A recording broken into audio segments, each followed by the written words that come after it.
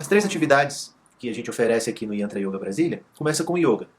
O yoga que envolve movimentação do corpo, equilíbrio, força, coordenação, consciência corporal, respiração, relaxamento. E sempre no final da aula a parte da meditação.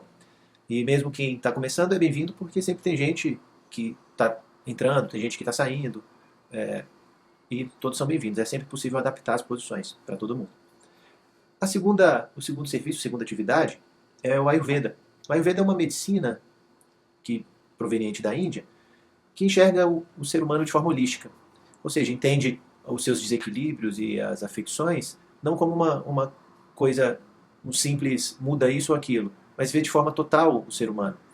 Envolve reorganizar a alimentação, o uso de ervas, envolve processos de limpeza, processos de rotina diária, alimentos melhores ou que podem ajudar, que podem dificultar a digestão.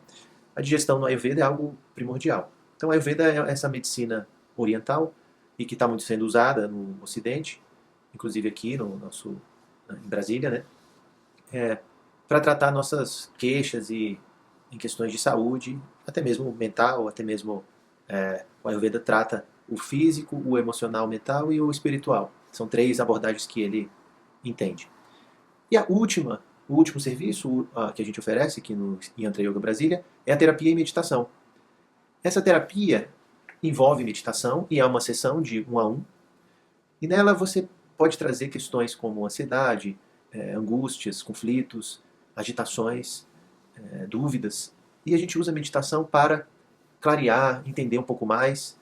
E eu ofereço ao longo dos anos essa atividade junto com as práticas de meditação que eu faço. Então, pegando essa experiência que eu tive, eu trago para quem quer marcar uma sessão, para quem quer esse atendimento individual, para tratar esses problemas. Pode ser uma sessão uma vez por semana ou mais, e usa a meditação como ferramenta principal, além de usar outros exercícios, outras técnicas que eu considero também holísticas, como a fala, a escuta, a arte, o desenho, a pintura, a escrita, a própria meditação em que você fecha os olhos e é possível uma interiorização maior e respostas podem surgir nesse momento. Eu acho ótimo essa terapia, é uma coisa que eu faço muito comigo, com outras pessoas, inclusive atendendo e sendo atendido. Então, são essas três atividades para conhecer. E entre em contato. Falar o sânscrito é para quem estuda bastante o sânscrito, né? E nessa região, inclusive, é uma região que pode servir para ponto de concentração, de meditação. E se você meditar nesse ponto, você vai adquirir as funcionalidades desse chakra, como verdade de acordo com as influências que esse yoga recebe. Que algumas influências são do Vedanta, como a gente viu, do budismo. Então, esse chakra, nessa região, é onde confluem essas dois canais que são chamados nadis. Uma chamado Idala e outro Pingala. Outro canal super importante, que seria no canal central. Esses dois outros canais, eles espiralam em torno desse eixo central. Esse eixo central é chamado um canal Sushma. Então, Sol e Lua, esses dois canais, e esse canal central. Inclusive, tem uma referência aqui dizendo que os elementos são Sol, Lua e Fogo, esse canal central. Então, esse monte, no início, Monte Meru, seria uma referência a esse canal central que acontece no microcosmos. E de lá está, no topo desse monte, está a Lua. Então, a Lua aparece em algumas figuras de Shiva, como essa, como no topo da cabeça. Então, nesse próprio livro, traz no topo do Monte Meru, topo da coluna vertebral, está a Lua, fazendo jorrar para baixo o néctar das suas 16 fases. Então, esse entendimento corporal permeia o yoga. Sol e Lua, Monte Meru, os chakras, são mencionados aqui nesse livro. Outra referência para o canal da Pingala, que é Sol, e de Ida, que é a Lua, esse de Ida tem uma referência do rio Ganges, semelhante ao rio Ganges, o Ganges celestial, como um raio de luar. O canal solar também traz uma referência ao Nirvana, também uma aproximação do budismo. Outro ponto importante também nesse capítulo é sobre essa energia na base da coluna chamada Kundalini. E que ela é uma energia que, a princípio, está adormecida e depois vai ser despertada pelas práticas de meditação, pelas práticas de conhecimento dos Vedas, como se diz aqui, pela entrega a essa divindade que é Shiva. Tudo isso auxilia nesse despertar de Kundalini, que está na base da coluna e que subiria por esse canal central, chamado Sushma. Tudo isso nesse segundo capítulo sobre o microcosmos. Mas para o final desse capítulo, dentro do nosso corpo está uma alma individual. Então há, de certa forma, essa divisão entre alma individual e alma universal. A alma universal, pro Vedanta, o que influencia esse yoga, Brahma. Então essa alma individual é aprisionada por resultados das ações, que são chamados de karma.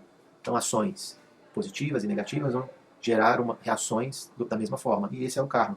Mas quem estaria no caminho do yoga começaria a aliviar esses karmas, tanto positivos quanto negativos, se tornaria um homem liberto, que é uma das propostas de libertação desse tipo de yoga.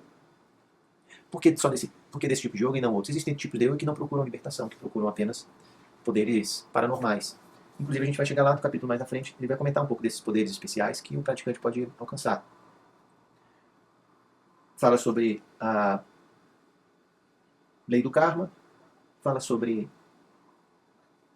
esse apego às coisas que passam, como Maya, que de certa forma pode ser interpretado por a ilusão do mundo.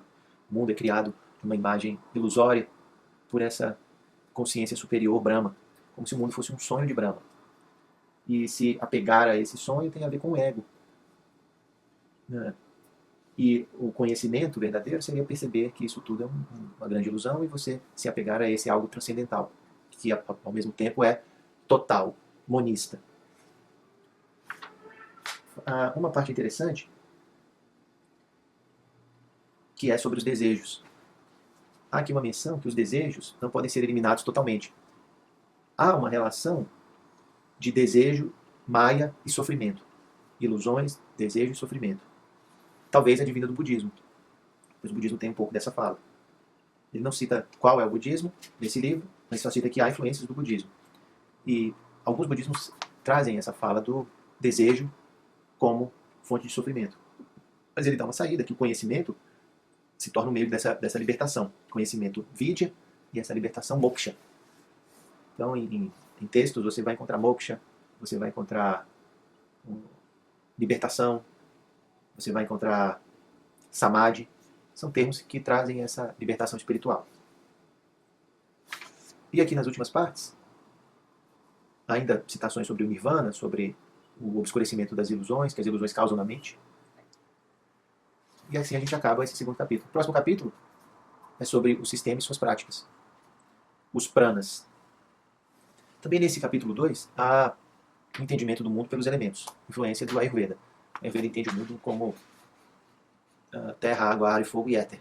O éter é relacionado a Brahma. E como a gente viu, fogo, lua, relacionado àqueles dois canais. Fogo, o canal central.